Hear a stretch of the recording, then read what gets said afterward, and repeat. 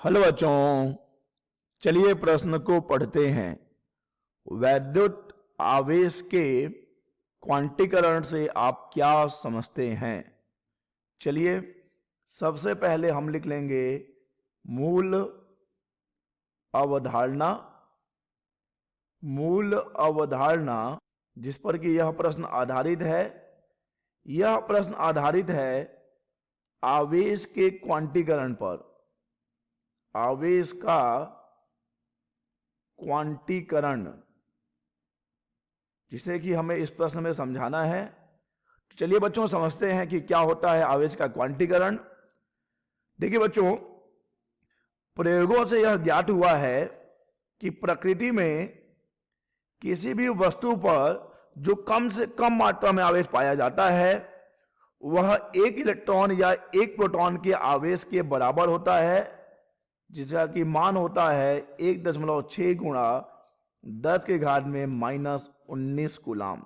ठीक है बच्चों, अगर आप किसी भी वस्तु को आवेशित करेंगे तो उसमें जो कम से कम आवेश उत्पन्न होगा वह होगा एक इलेक्ट्रॉन या एक प्रोटॉन के आवेश के बराबर, जो कि होता है 1.6 गुणा 10 के घात में -19 कूलाम। और बच्चों हम जानते हैं कि एक इलेक्ट्रॉन पर जितना ऋण आवेश होता है उतना ही धन आवेश एक प्रोटॉन पर होता है। ठीक है, तो अगर हम इलेक्ट्रॉन के आवेश को -e लिखेंगे तो हम प्रोटॉन के आवेश को +e से दिखाएंगे। अब देखिए बच्चों, एक इलेक्ट्रॉन या एक प्रोटॉन के आवेश को ही हम कहते हैं मूल आवेश। मूल आवेश या आप इसे मूलभूत आवेश भी कह सकते हैं।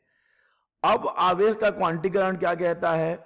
आवेश का क्वांटीकरण कहता है कि किसी भी पदार्थ पर आवेश का जो परिमाण आएगा यानी Q आएगा, अगर किसी भी वस्तु को आवेशित किया जाए तो उस वस्तु पर जो आवेश उत्पन्न होगा वह आवेश सतत न होकर इस मूल आवेश E का पूर्ण गुणज ही होता है, और इसी तथ्य को कहा जाता है बच्चों आवेश का क्वांटीकरण।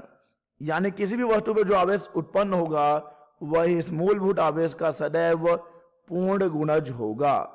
ये प्लस माइनस हो सकता है, और इसे ही कहा जाता है आवेश का क्वांटीकरण। तो चलिए इसे परिभाषित कर दें कि क्या है आवेश का क्वांटीकरण।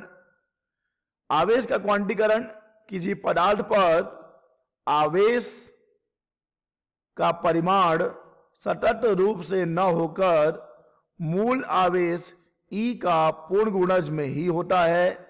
इस तथ्य को आवेश का क्वांटीकरण कहते हैं, अर्थात Q बराबर ±NE, जहां पर N का मान सदैव 1, 2, 3, 4 या ऐसे ही पूर्ण संख्याएं होंगी। ठीक है बच्चों, N का मान कभी भी भिन्न नहीं होगा।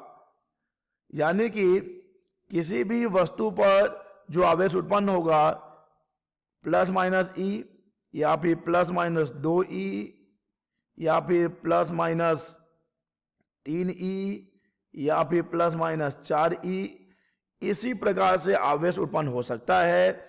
यह आवेश कभी भी ±0.5E या फिर ±1.5E ऐसा कभी नहीं हो सकता बच्चों। ठीक है, इसे ही हम कहते हैं आवेश का क्वांटीकरण।